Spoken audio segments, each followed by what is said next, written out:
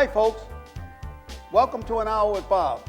My name is Bob Venturini, your host. For the last 30 years I've been doing this, and today is one of the few times I'm not wearing a tie and a jacket, and that's because it's 90-something degrees out this wonderful August 3rd day. Oh, by the way, August 3rd, that's my sister's birthday. August 3rd, I think she's 70 years old today. August 3rd. Say hi to Dale if you ever run into her today, her birthday. She might be 69, I might be wrong. Anyway, today is a friend of mine, been around for a long time. He was with Channel 10 for a number of years as a sportscaster.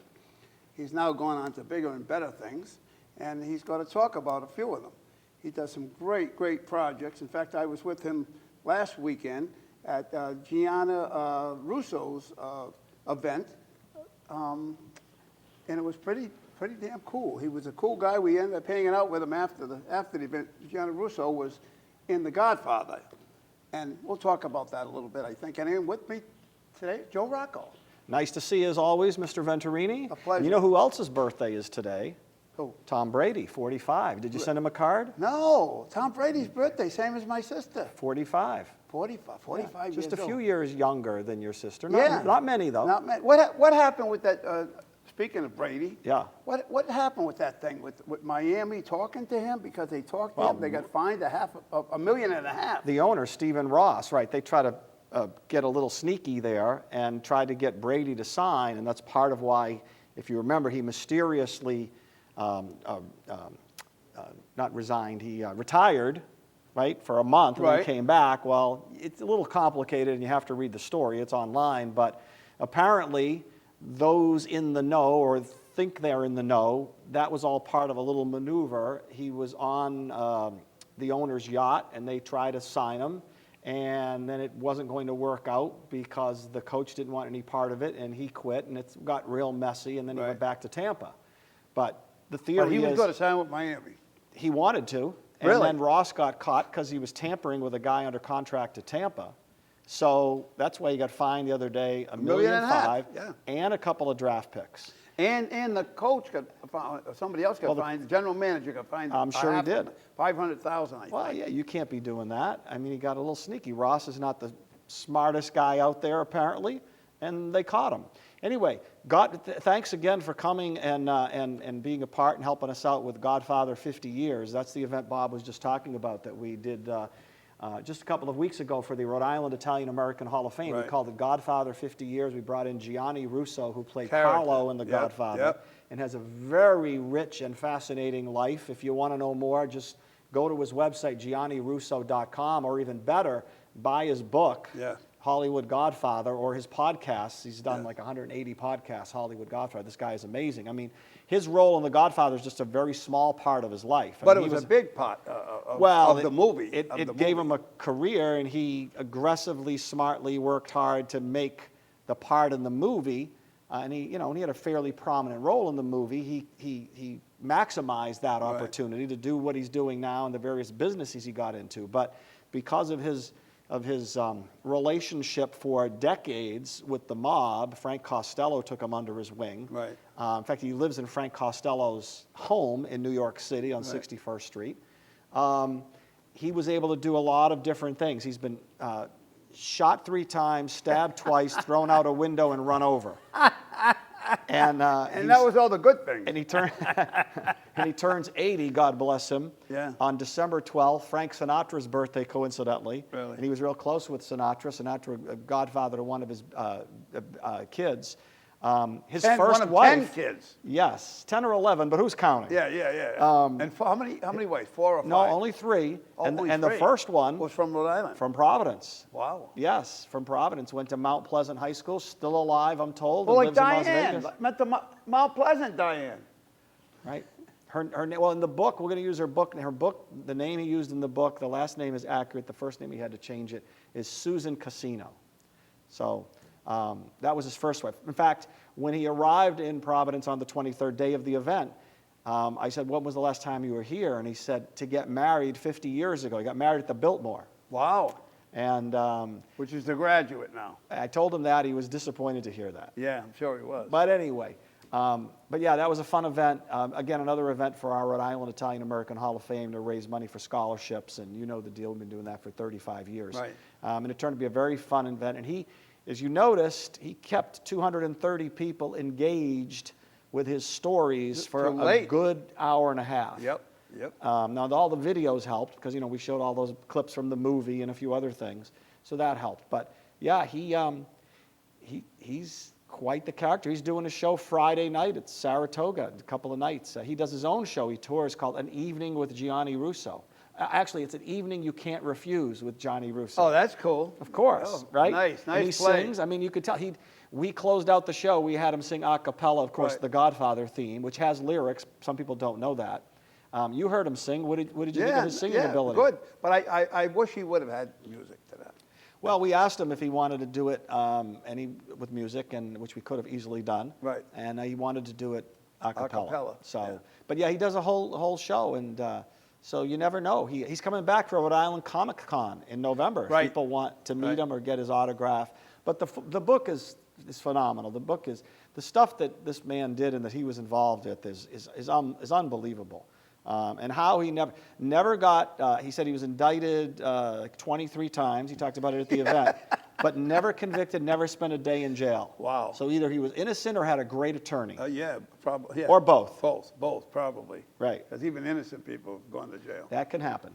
Yes. Yep. So and anyway, he owned a restaurant in Vegas. he had a very popular nightclub called Nightclub. Gianni Russo State Street from 83 to 88. And it was a who's who. I mean, anytime you went in there, you'd never know. You'd bump into Paul Anka or Dean Martin or Sinatra, Dionne Warwick, all those, Don Rickles. Presidents, Nixon was there, Reagan was there.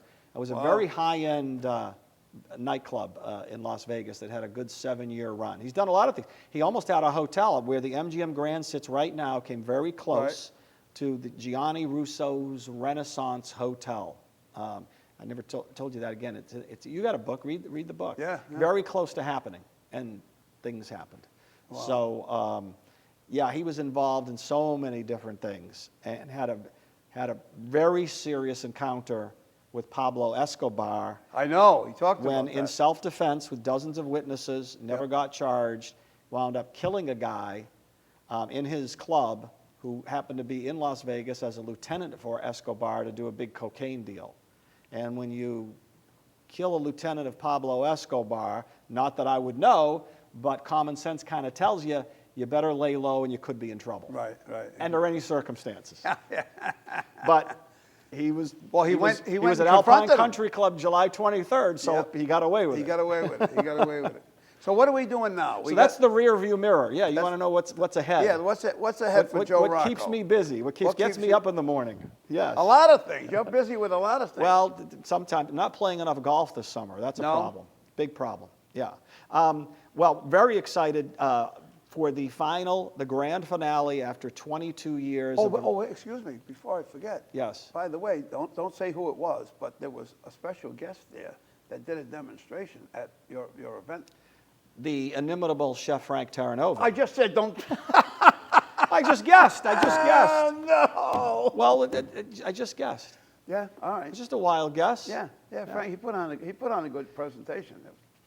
Frank, you should show a clip of that. You were there. You recorded it.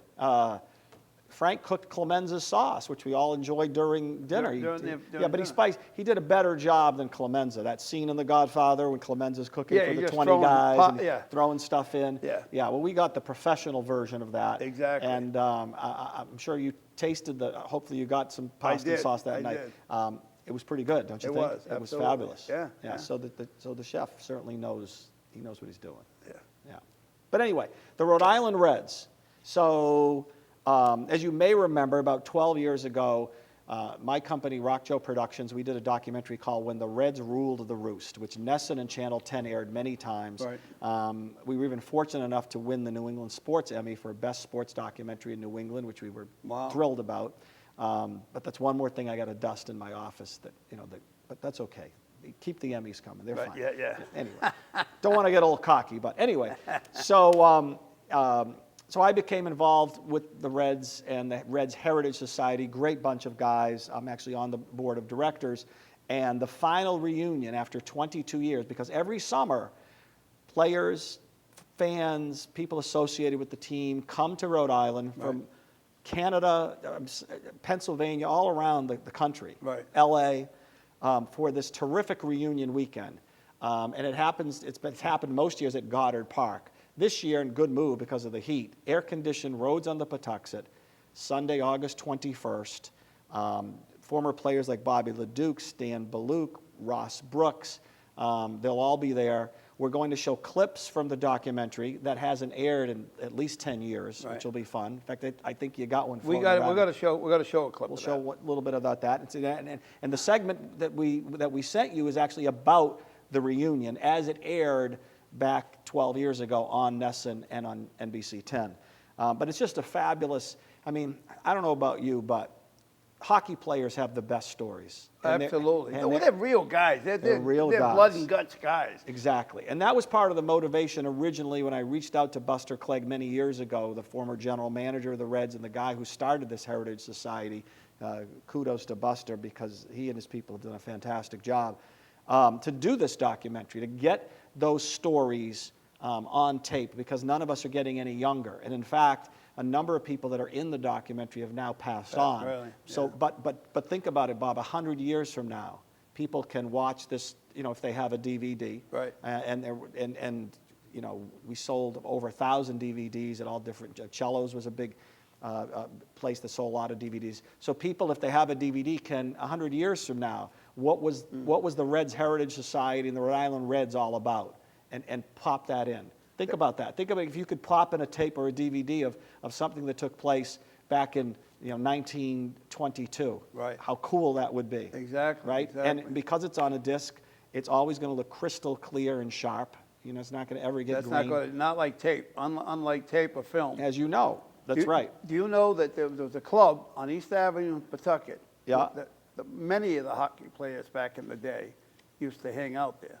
Because when I was a kid, and that club was the penalty box? Or something like that? No, the penalty box was next door. Okay, there was a penalty box. The first and last chance. Oh, yes. Yeah, players talked about that. The entire wall, both sides of the wall, all the way up from the floor to the ceiling with pictures, signed autographed pictures of every player that was ever played there. And I would imagine you, like many others I've talked to in our age group, went to many Reds games. All the time. The chicken wire and the smoke and the... Oh, my God. Between the cigarette smoke and the smoke from the ice. Oh, yeah? The cold air versus the hot air and all the people in there. And we had seats right in the corner, not a corner, actually, the oval, the end of the oval near the goal. Okay. This guy, Fred, that used to own a restaurant near me, he had no boy, he had one daughter, but she was growing up, had nothing, wasn't into the hockey. But he used to take me all the time on Friday and Sunday nights, because he had season tickets, really, really good seats. And I heard I'd be pressed against, in that corner, they had the chicken wire, they didn't even have glass there. Yeah. They just had wire there. I know. Saw a lot of film. Because again, I grew up in the Boston area, so I never went. I mean, my days were Boston Garden, rooting on Espo and Orr and those guys. Right. But I've heard lots of stories. So did you paint your face? Did you go to the games, go paint your face? We did all kinds of stuff. I'm telling you, it was a magical time. And Yeah. the documentary we put together, narrated by the late, great Fred Cusick, longtime voice of the Bruins, who you'll hear in the clip that you're going to play, was really the story of a love affair between a team and their fans, which was most of Rhode Island, because I've talked to so many people, men, women of all ages, that loved going to those games. And for those too young, or those who did not live here like yours truly, you will learn that they were as popular in the 50s and 60s, 40s, 50s, and 60s, as, say, the Patriots or the Celtics are now. Today, absolutely. You couldn't get a ticket, right, on a Sunday night? It's impossible. Unless you had to have a ticket from somebody. Right. You couldn't buy a ticket. Yeah, and the place was electric and loud and... It was walking distance from my house. Oh, there you go. Well, yeah. It's right up North Main Street. I live near the Providence line. It's right near the Pawtucket line. So if people want to come to this reunion on August 21st at Rhodes and the Patuxent, starting at noon, it's a nice luncheon.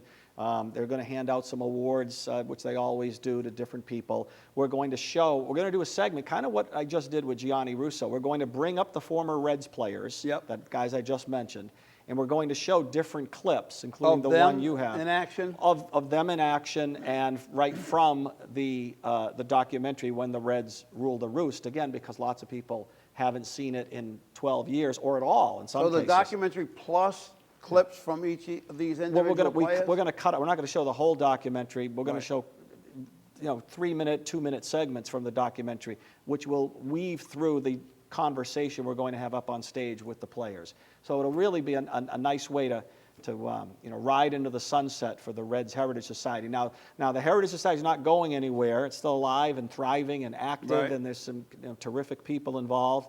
But for reunion-wise, this will be the last reunion. So people can either go to rireds.org. All the information is there and how to get tickets, and you can read more and who's going to be there. It's rireds.org. Or I can give the phone number to call, right, for tickets? I don't know. All right, we'll just send people to the website then. We don't want to break any rules, but rireds.org. We have strict rules around here. And by the way, the night before, the Rhode Island Hockey Hall of Fame has their enshrinement celebration right at Rhodes on the Patuxent as well, and that's a big deal. They're going to induct this year Ralph Warburton, Tom Meller, Rob Goudreau, Harvey Bennett Jr., and Rob Bellamore. So some big hockey names to be enshrined in a fancy affair the night before at Rhodes on the Patuxent, and that's the Hockey Hall of Fame. In fact, on billboards you might have seen around the state, been highly publicized, and they do a great job with that, also at Rhodes. So, it's going to be a big hockey weekend, August 20th and 21st. But this is a great hockey state, always has been. You know that better than me. Yes, I do. And right up the street in Woonsocket, Mount St. Charles is a hockey powerhouse. Still getting it done. What they do, they ran a streak of 26 years in a row. They won the championship. It's unbelievable. I just remember in my 12-year run at Channel 10, every March being on the ice, shooting them, celebrating, and With interviewing Bill Belisle. Belisle and his son. And then, in the later years, his son was involved. But every year, and poor Hendricken, it was mostly Hendricken, maybe Tollgate, just shaking their heads saying, what do we got to do to beat these guys? You know who beat them? You know who knocked them out of their streak? I'm pretty sure it was West Warwick. Okay. I'm not positive. It was either West Warwick or Warwick. But I'm pretty sure it was West Warwick. I'll have to check that. Knocked their streak out, ended their streak, I should say. Because I had both Belisles on the show one time. Years ago. Well, the late, great Bill Belisle just passed away not too long ago, right? In the last 6 months or so, maybe? Yep. Yeah. Great guy. Terrific coach. Great guy. Yeah. One of the greatest high school hockey coaches in America. In the country, yeah. Absolutely. Maybe the greatest. Yep. I mean, so. And then I had a hockey player that played for them, and a well-known guy in Rhode Island on this show a month and a half ago, I guess. And that was the former Speaker of the House, Johnny Howard. Oh, yes. He was an excellent hockey player. He was a great athlete, period. Yeah. He just got inducted back in May into the Rhode Island Heritage Hall of Fame. Yep. And you were there for that too. Exactly. Yeah, that was a fun night. Yeah, that was a crowd. I'm glad you're getting out more these days. I know. Good to see you getting out. Hey, you know what I went to see last night? Can't imagine. I have not been in a movie theater in years. It's still a great experience. I say it every time. Let me guess. Elvis. Do you see the Elvis movie? No. Let me. The Top Gun. Absolutely. Yeah. Absolutely. My lovely wife, my MVP, Diane, and I went to the movies about like 5 weeks ago to see it. All right, now as a woman, now, that's what did a movie she think of Tom she loved Cruise? It. No, she likes Cruise. I know, but what did she think of? Did he look? I mean, this guy does not look 60 years old. Well, he's also had a little work. He's had a little work done. He's got a good surgeon. I think he's got a piece. Might have that too, but he also seems like he takes good care of himself, and that always helps. You know what I mean? I mean, they had him with no shirt on, and one scene. Well, he's working out. My God. Yeah, no, he takes good. He's got it to do all those stunts that he does. And he does a lot of the stunts. Plus, he flies a jet. Yeah. I heard he did. Yeah. He did the thing with James Corden. What did you think of the movie? Oh, it was excellent. Yeah, it was good. It was excellent. And to my surprise, we go to pay, and it was $17. I said, really? I thought that was cheap. She said, oh, it's your luck. It's Tuesday night is bargain night. And you paid $17 on bargain night? Oh, for two people. You had a hot date, maybe. I had a friend. Okay. Well, it's not bad for two people. That's a deal these days. Today's date? Yeah. I figure it's got to be $30 for two people. Well, there you go. You had money left over for a $9 box of popcorn, probably. Yeah. Well, you know what the best deal in town is? Still is, but not with just two people. If you had 3 or more people, Drive-in? the only one in the I state haven't of been to Rhode a Island. drive-in in about 40 I years. love that place. I love that place. Okay. It's up to $30, I think, now. Well, we'll have to round some people up, and we'll tailgate, and we'll go 3 or up. 4 people in the car, you We'll do that. make out, right? Yeah. 3 people in the car, it's $10 a piece. But the big thing is, you're not paying $9 for popcorn because you can buy all your stuff ahead of time. That's so you can load up the trunk. Bring it with you. They don't ask. They don't say, well, what do you got? You got your own pizza? No. That's you can right. bring all your own pizzas, your sandwiches, whatever you want. In fact, they even have You're talking about the people rustic have cookouts. drive-in up in Yep. 146? It's the only one in Rhode Island. Yeah, That that's I know, right. to my knowledge, it's the only one. But I used to go there a lot when my son was small. We used to go there all the time. And then, by the way, you get 2 movies. There's 3 screens, and each screen has 2 movies. Well, I think we should take a ride up, get some people together.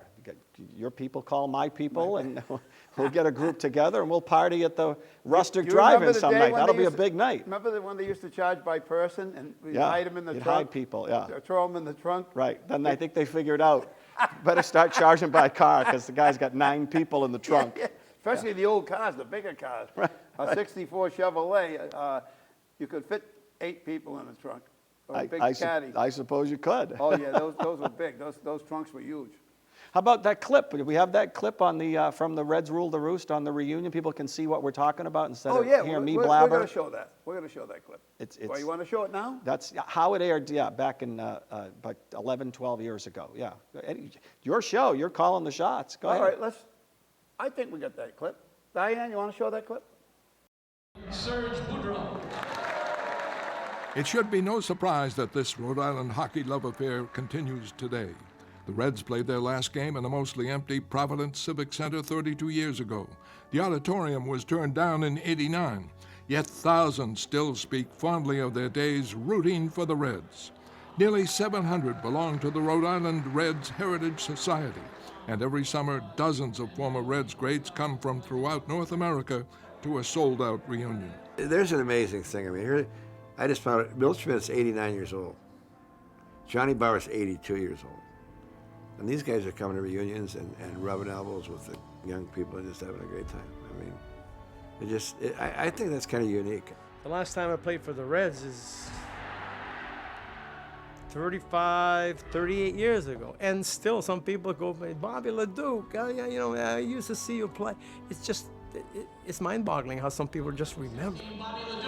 Hundreds of fans reunite with their childhood idols for a weekend filled with rekindling cherished relationships and lots of laughter. Well, there you go, Joe. We got the clip in. And so that gives people a taste of what has occurred most of the last 21 years at Goddard Park. Of course, there was not an event in 2020. And now, again, it moves to air-conditioned roads on the Patuxent. And that's how the board planned it many months ago, because there have been some hot days, great times at Goddard Park, but some hot ones. Yes. And with the weather and the forecast, And I couldn't even imagine You never know what we're having something outside like tomorrow or the next day. Yeah. Thursday and Friday is supposed to hit 100 or I know. hit the high 90s, and with the index, it's supposed to be over 100 degrees. Yeah, and I do not like the hot weather. like well, it's uncomfortable for everybody, obviously. And that. Especially in the middle of so the day. now it could be a 78-degree day on August 21st for Right. this big Reds But it reunion. also could rain. But it could rain. So we're, roads on the Patuxent, rireds.org. There's some tickets left. It's the grand finale. If you ever went to Reds games at the auditorium, Awesome. if you're at all a Reds fan, There is no experience. you should not miss There this is no. event. I've been to playoff games, World Series. I've been to football games, playoff games, and there's never been anything that competes with the experience of the Reds hockey games when you were right there. I mean, my face against the chicken wire. Your painted face, right? Oh, yeah, Painted yeah. face, right. But you had to back up when they come around because it hit you. Did you ever get hit with a puck? No. But I was with somebody who got hit with a puck That's never fun. right in the side of the face, a girl. Yeah, that's not good. You got to pay Pretty attention. bad. Pay attention at all time. What are you doing this fall? We've got some music shows coming up. Are you All right. around? Are you available? Well, I know we you only- travel a we only lot. we only got another minute, so All right, what well, do just we got here? go ahead. Mention it. We're calling- Legendary Nights. Right. This is a exclusive RocJo Productions. All right. I've been doing comedy for a long time. I thought we'd do something different with some great music tribute acts. So we got Rod Stewart, we got Jimmy Buffett, we got Elvis, Johnny Cash at White's of Westport, southcoastcomedy.com, even though it's not comedy. Although 2 of the nights we have an opening act comedian. Got to have a little comedy in Right, there. sure. So we do have some comedy. And you've But had the- some great comedians over the years. Yeah, Especially that's- when you were down in Newport. Well, the Newport audience Comedy center. Series, yeah, that was a great run. But we're really excited about the tribute series with these guys, starting September 30th with Rod Stewart, southcoastcomedy.com, and these are really terrific tribute acts. You know, here's the thing. You want to go see the real Rod Stewart, $200 or $300. Yeah, have a drink, mingle, whatever. $200 or $300 to see the real Jimmy Buffett.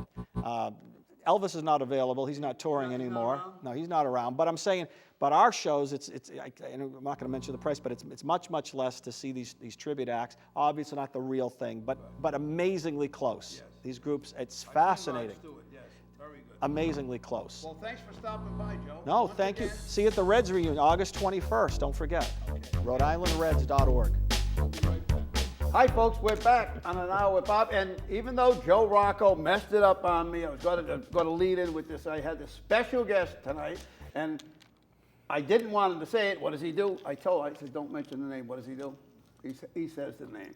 And here he is right here. Frank Terranova of NBC 10. You see him all the time and I love it. I absolutely love it. You and Mario. No, thanks, Bob. Thank you. it's Thank you for having me. It's a pleasure to have No, you. I watch this show because I have Cox cable anyway, so I watch it, and I've watched it for a number of years. And I remember you had Bob's Big Adventure. Right. That's way back when, and of course we're dating ourselves now, but still, I remember it was always fun to watch. Good. But it's fun to watch you guys now. I mean, I see. He is the only person I know that can be on TV eating and it doesn't look bad. Bob, what you see him, okay, we do 2 segments. I go in on Tuesday morning, so we do the Sunday show first. As soon as the news is over, 7 o'clock. Right. Then we walk around the corner, and where Wait they a have minute, that. as soon as the news is over, when? On Sunday? No, on Tuesday morning. Oh, on Tuesday the morning. 7 o'clock show is off. They tape that for Sunday. Right. And then we go walk around the corner, and about 20 past 7, I do the other show, which is their Studio 10 show. Right. Which is aired that Friday. Right. So he has already completed 2 meals within 30 minutes. And he does. Trust me, he does. Of course, he does. We break it out because he takes care of everybody in the studio. Yep. Everybody gets a chance to have a Get tasting a piece of the of it, right? Yeah, I mean, we try because all those people are in there early. We're in the food business, Bob. I've never, ever forgotten. We never throw anything away. We always fed people no matter who it was. Trust me, this goes way back. Truck drivers, the people that used to come and pick up the waste when I was in the restaurants. You never turn your back on giving anybody anything. All right. Where did you start? Where's Frank Terranova's original before Channel 10? I started, oh God, I didn't want to go, I graduated high school. I didn't want to go to college.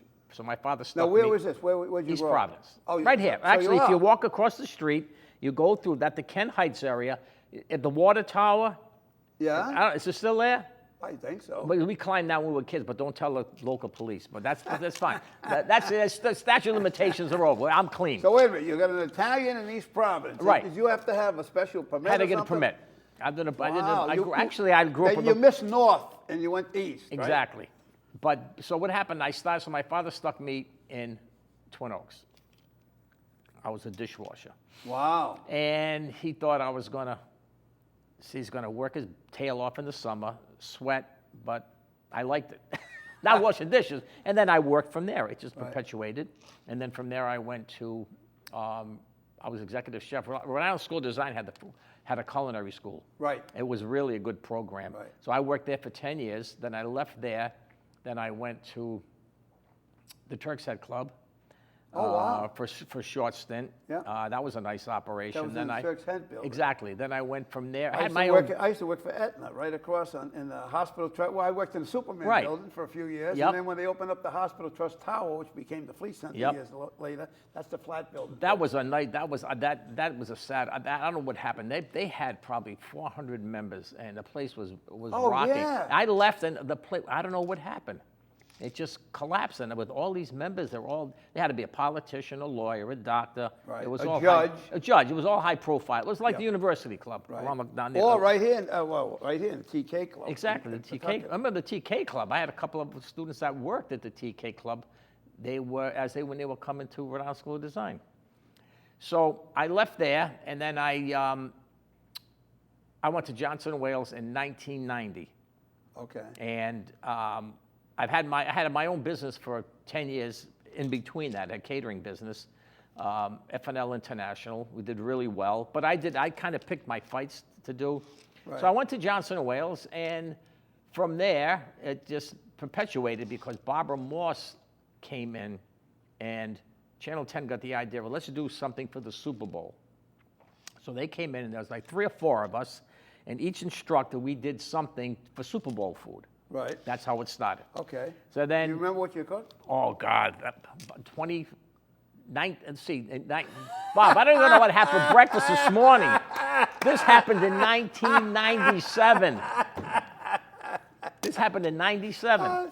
So then the university came to me and they said, Frank, they want to do a because they used to have, Johnson Wales had a cooking segment. It was on ABC6. I can't remember what the name of the program was. It was called Ladina Cuisine. And that ran for a short while. And it ran similar to what we were doing, Cooking with Class, which ran approximately 2.5 to 3 minutes. We were on twice a day. We were on the noon news and we were on after 5, during the 5 news. So they said, okay, do it for a year. And 21 years later, I left. I stopped doing it in 18. My wife had gotten very, very sick. She passed away in November of that year. Oh, God. But I left the university, and Channel 10, I got to tell you, they were the most gracious people to deal with. Really? I mean, the talent, everybody. And even the news director said, Frank, do what you need to do. We're not going to do it anymore, Cooking with Class. But then I was, at the time, my youngest daughter graduated from Emerson. And she worked in the Boston Mark as a producer. They hired her at Channel 10. She became Mario's producer. Oh, wow. And they're still like this today. Yep. Even though Jennifer moved to Florida, Yep. she said, Daddy, can you come in? I want to boost my ratings. And I said, yes. I went to the university because I was paid by Johnson Wales. We had nothing to do with 10. There was no money transfer. Right. Johnson Wales picked up the tab It was for benefit- the, no, it was a- exactly. it was a I got yeah. paid by them. It was a teaching overload, they called it. Sure. So the dean said, yeah, Frank, go ahead, do it. Don't worry about it. So Well, I started. excuse me for a second. Who was the chef there who ended up becoming the head of one of their school in St. Thomas? Michael Moskwa. Moskwa. He's in Florida. Mike retired. He's living large in Florida. He's got his boat. What a He's- guy. Oh, he was a I was nice, on my show several times. oh, he's a over there. nice Yeah, man. real nice guy. Real gentleman. Yep. He was. I went and visited him in Florida. He that's was. right. Oh, that's right. Wasn't that nice? So we started doing the Sunday show. And then we were on a couple of times a month. Then it started doing every week. And then I had problems with public relations people. What do you mean? What do you mean? Oh, I know how to cook. I don't tell you how to run your Right, public relations. right, Don't right. tell me how to cook. Right. Okay. What were they telling you? Well, no. What happened was it became a budget fight. Culinary had the budget. Public relations wanted the budget.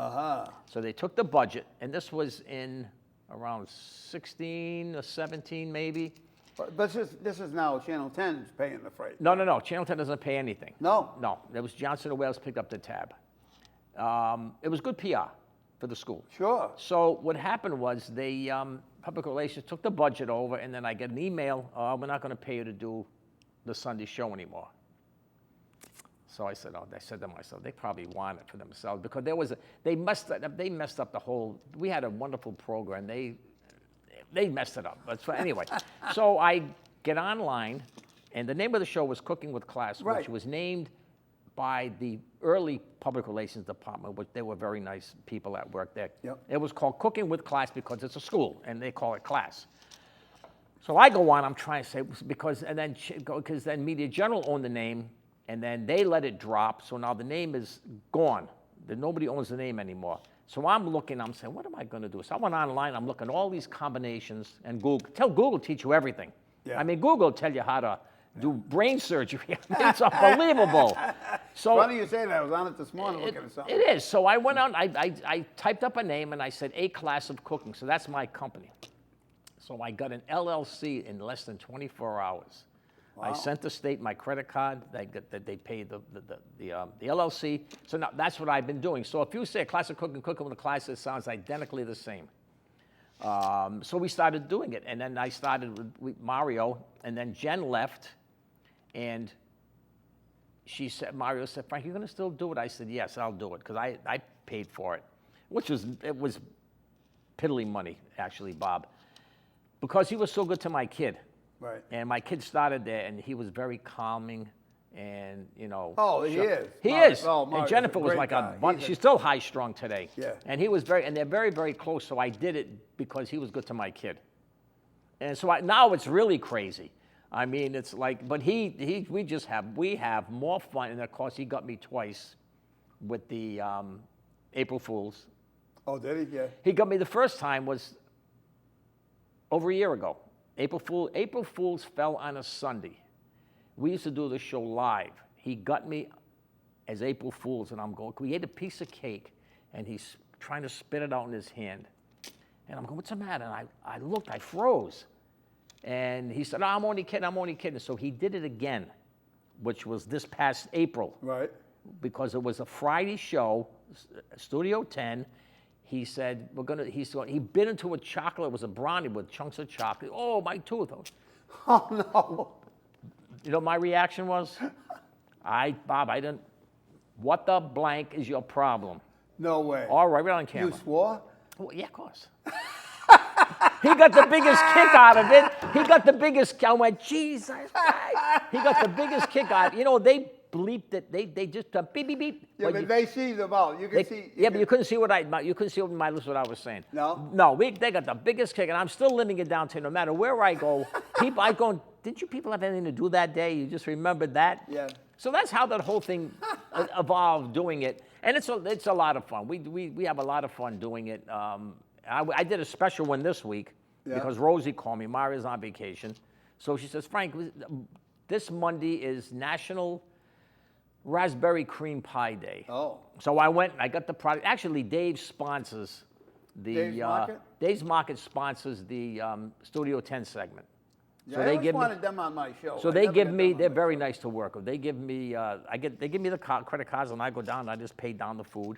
I get all the food I buy it from their store. I go to East Greenwich, and I used to go there all the time. I lived in East Greenwich oh, did for you? several years. It's yeah. I beautiful. used to go there. They're Great really nice. store. Great They're store. all nice stores. Yeah. Oh, Oh, my yeah. God. Yeah. They do a nice job. Their produce is probably some of the best I've seen anywhere. Beautiful, beautiful operation. And that's Even their prepared meals are good.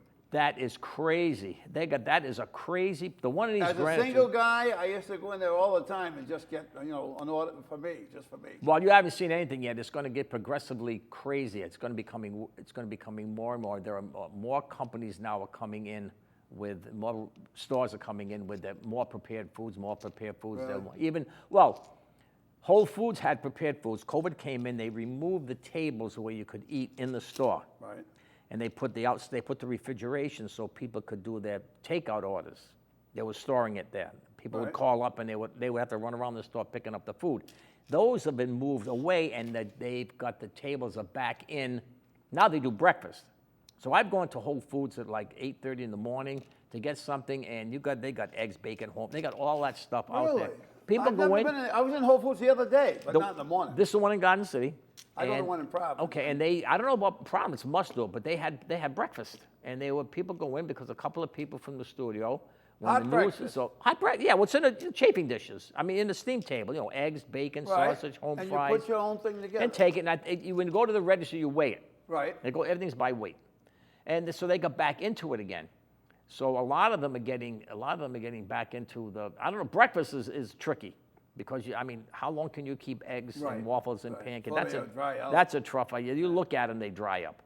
Yeah. But they're back to with their lunches again. Dave's had a hot table going for quite a while with a lot of like chicken wings and egg rolls. They did a big hot table. Yep. That once COVID came in, they pulled that out. And they also got rid of the soups and everything. No, they got the soup. Now, yeah, but not Yeah, during COVID. right. they But didn't. now they got the, well, because had good soups. people touch it. They do it very nice. He's at his own commissary. They do an incredible, they do weddings, they do special Right. events, they do a big operation. And they're one of the few that does all their own stuff in-house, right? Yes, they do everything. Because some of these places don't do it in-house, or some of the stuff they do, but most of the stuff is some company that makes it for them. Yep, they do, and a lot of them, they want to do it. All you have to do is, it's a lot cheaper because you know what your product is. Right. Because you don't have to spec anything out. Because once you do something and you spec it out, things change.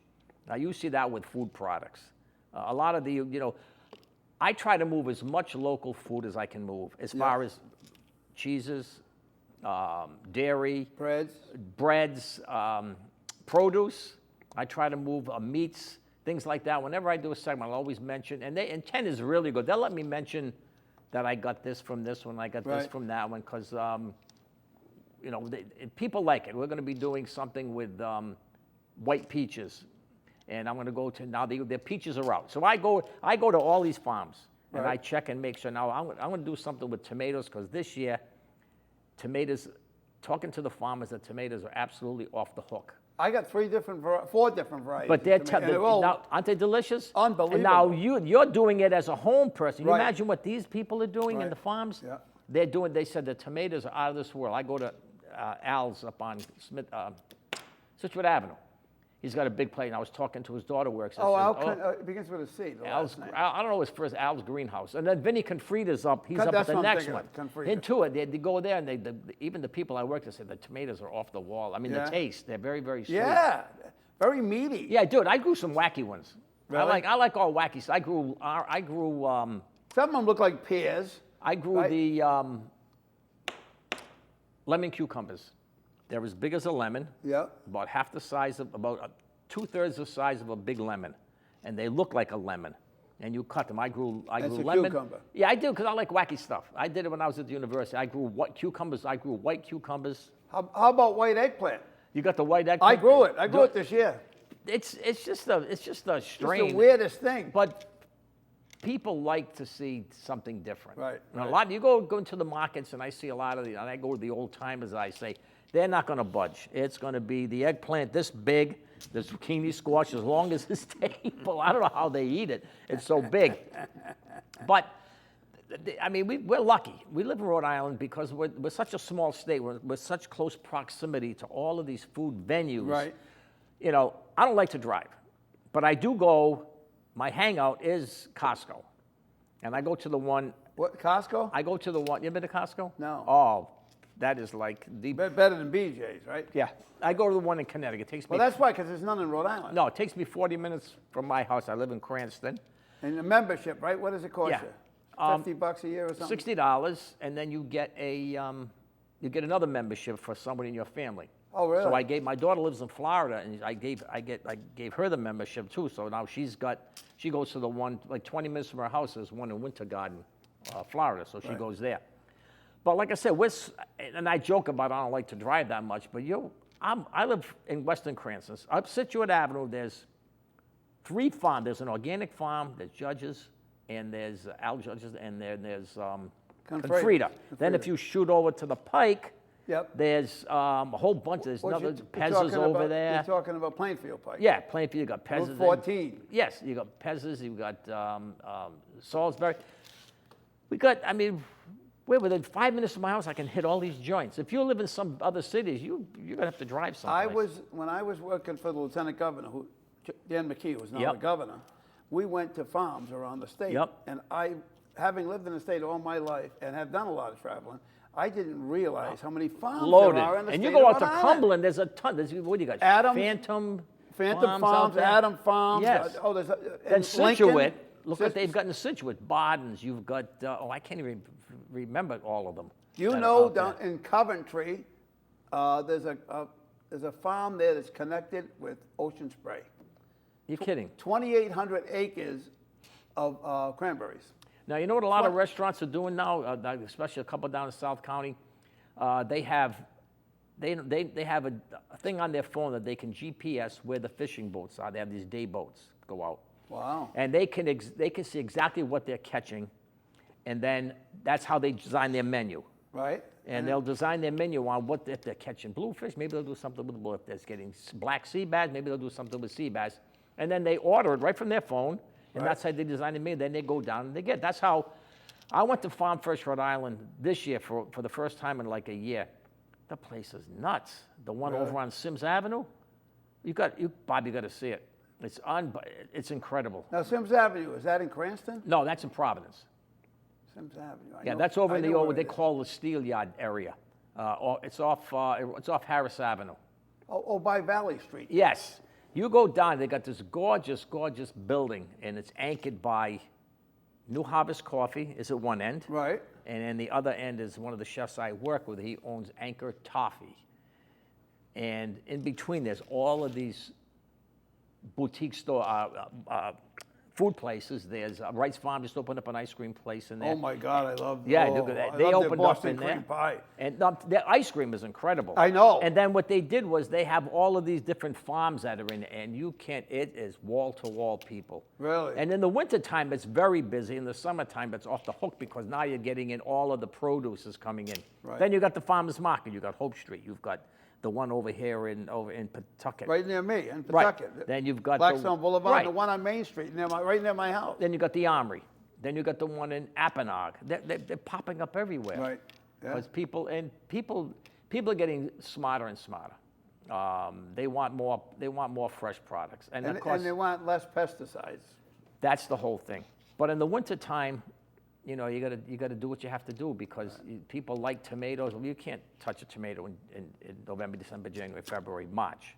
I saw a thing on tomatoes a long time ago and stopped me from buying tomatoes in the wintertime because Oh, if you they buy the gas them. tomatoes that come from Central America, Yep.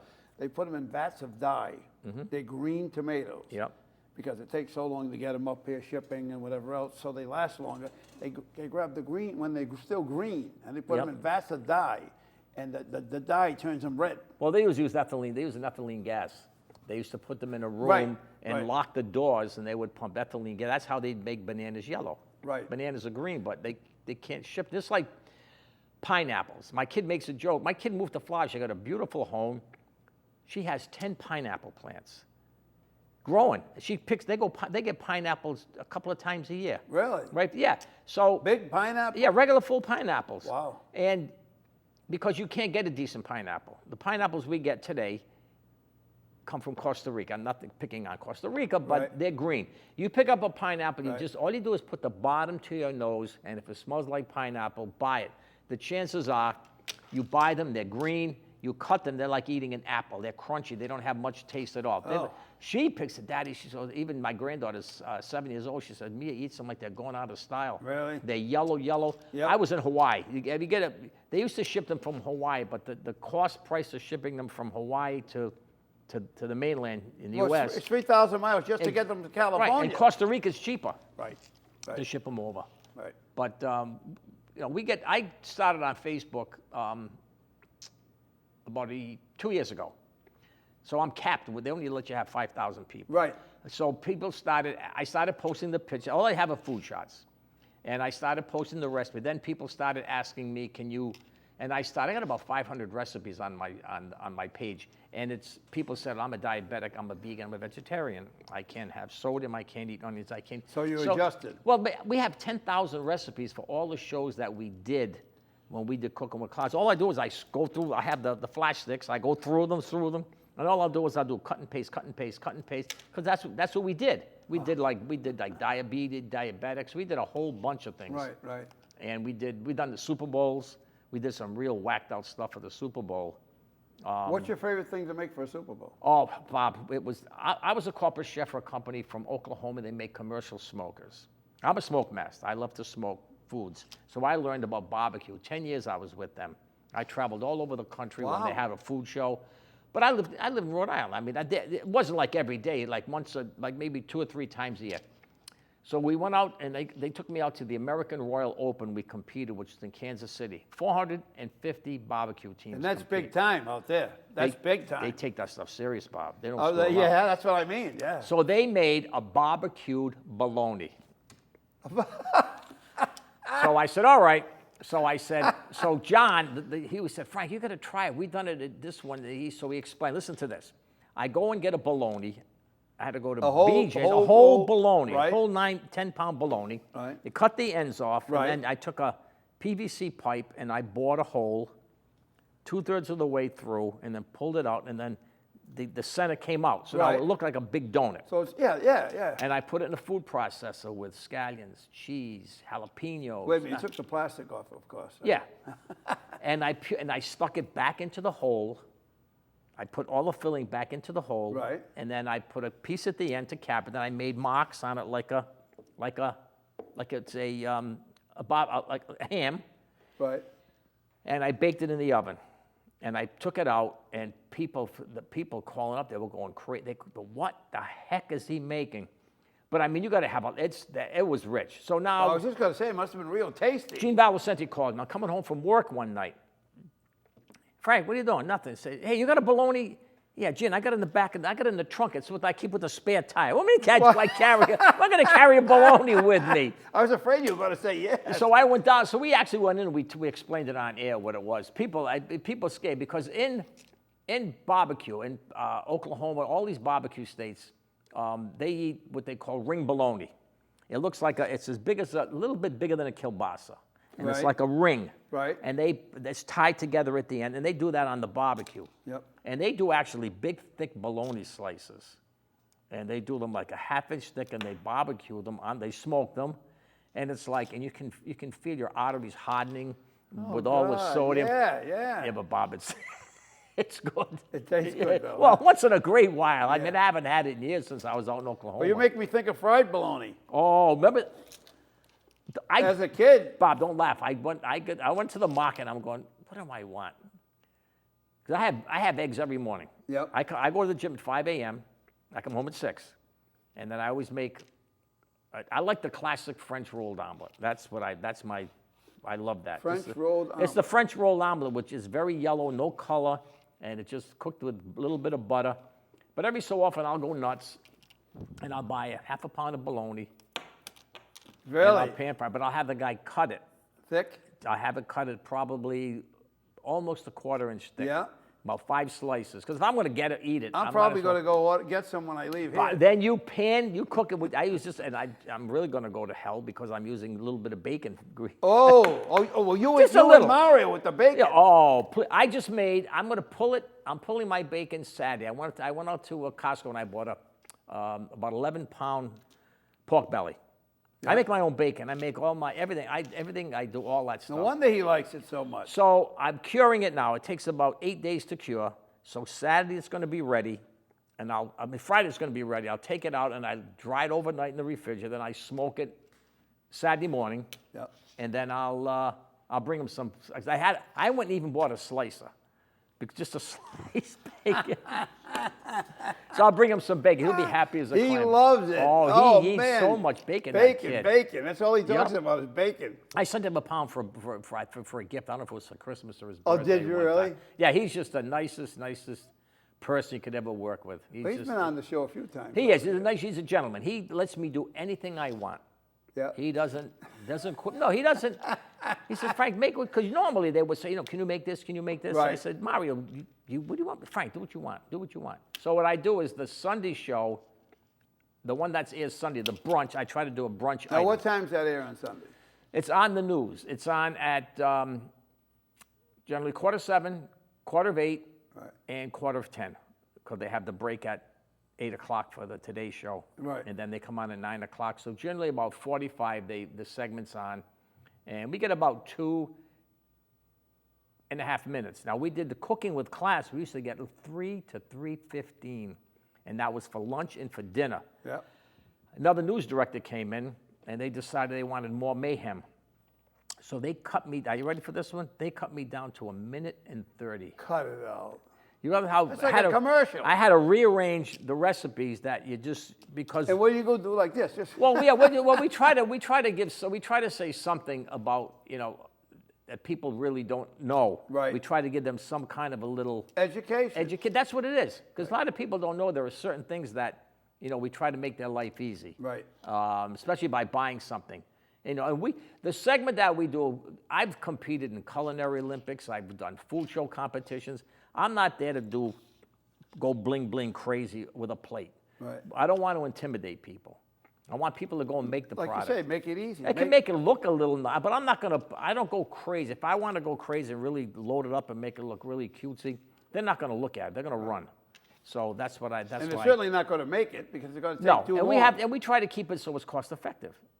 So the recipe, when we did Cooking with Class, I wrote the recipe 90% of the time. I give it to a student who's in charge of the kitchen would have to order all the food.